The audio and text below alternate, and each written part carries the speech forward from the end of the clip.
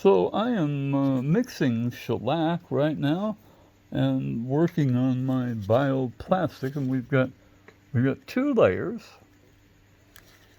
and silk in between at the moment. I haven't redone this side. This is just side one and one thin layer of shellac holding it in place. Um, what I did was I started um, with the stuff wrapped over one edge, kind of glued to this side, and then I stretched it and brought it around to this side. And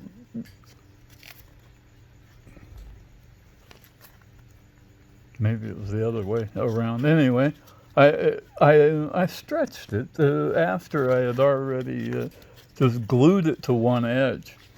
No, I glued it to this edge, so there's just a thin strip along the other side of this layer of cardboard, and I pulled it around. So this is over the little hole in the middle, where if I was making a wing, the fuselage would go, right?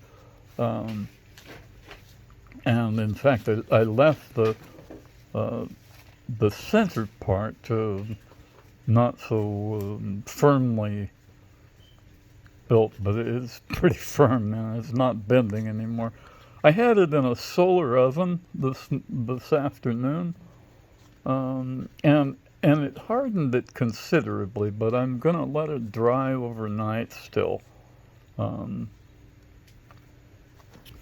so I'm mixing up new shellac, and I thought maybe I'd show you how that works, because it's an interesting process. Um, First of all, you put alcohol in, and the people in the United States usually use denatured alcohol, which is alcohol with the deadly poison benzene in it. And the reason they do that is to prevent you from drinking it and having fun, if you think that sort of thing is fun. And because they didn't pay whiskey taxes on it, not because you're necessarily going to drink it, but because all alcohol made from grain or biomass is taxed as whiskey. That was the first tax our benevolent government installed, and that lover of liberty, Thomas Jefferson, owner of many slaves, also conducted war against the people of the United States who didn't want to pay whiskey taxes. They voted no for it, but a majority of people, 50%, said, "Oh yeah, that's a good idea," because they sold it as being a way to discourage people from drinking. Okay, so we got whiskey taxes because Thomas Jefferson took troops up into upstate New York, into the mountains, shot and killed people, and forced them to pay taxes that they didn't want to pay. And in fact, if you don't pay your taxes, the same damn thing will happen. I watched a guy in Oregon who was like a tax protester, I guess, and he didn't pay his taxes, and he was armed and dangerous, and said so, and they surrounded his house. I mean, like big time surrounded his house, and helicopters and 15 different kinds of cops and feds and everything. And they dragged him out of there. He said, "You'll never take me alive." And then he saw all those fuckers out there, and he said, "Okay, I give up." And, okay, so pay your taxes. Don't worry about it. It's just fucking paper, man. real money, real money doesn't go away when benevolent governments go away. Paper money has no value whatsoever, man. It's just paper. So what I'm building here is an airplane. Durable goods that don't go away no matter what. And I'm building it out of a biological plastic that the Chinese have been using for thousands of years. And this is a little chunk out of the bag. You know, you break it up and grind it into little pieces, and then you put it in alcohol, and I add a little bit of acetone so that it dries a little faster, and I also add some of my AUPT dust, this stuff in the bucket down here. I clean it with a very fine screen. This is 300 microns. And what I get out of it is a fine dust that just goes into the shellac. And I've got shellac in there pretty deep. It melts pretty fast. But it takes, an hour or so, 2 hours to melt before you can use it. And I usually let it sit overnight with the lid closed. And it's thick when it's ready to use. And it gets thicker as you use it, and better, actually. It coats better. But I had a layer in here this morning that was about this deep, and I let it soak through the day while I was working. And then I just added more. And I filled up the thing to the surface, to the top, with those shellac flakes, and they've already, started to go down, and you can see it coats pretty good. Coats pretty good. Now, this is a bamboo skewer, and most people are familiar with it, and it's just bamboo, right? You can, it breaks easily, right? You can snap it with your fingers like that.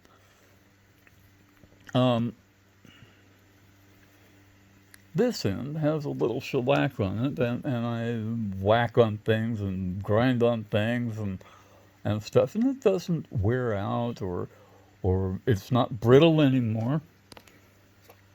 But I can take this and soak it in shellac. And this is probably thin enough where a day or two will get it all the way through the wood. And then that wood is bound together with my shellac, and it's no longer wood. It's a biological plastic.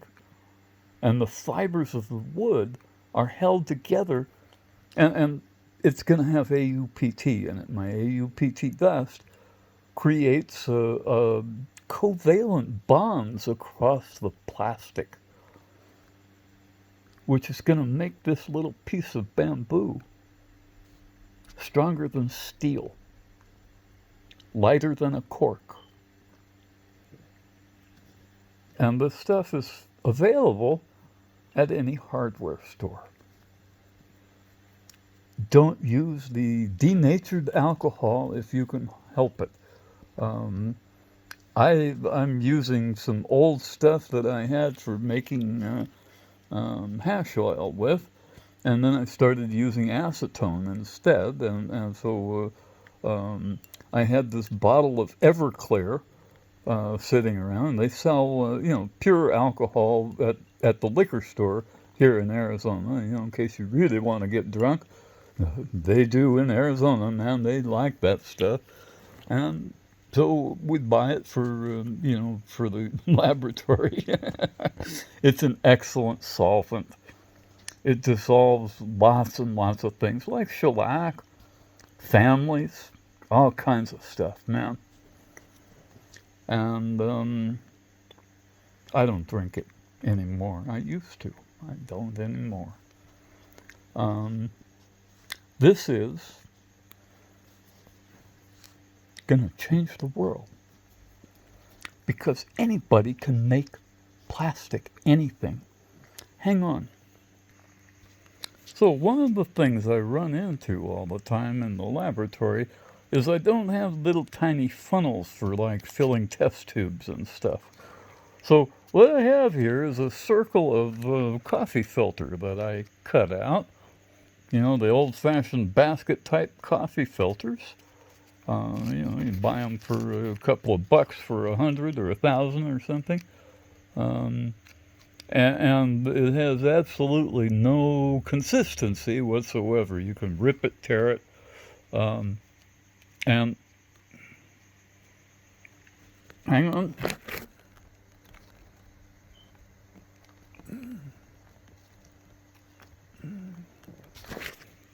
I now have a piece of biological plastic that'll be dry in a couple of minutes.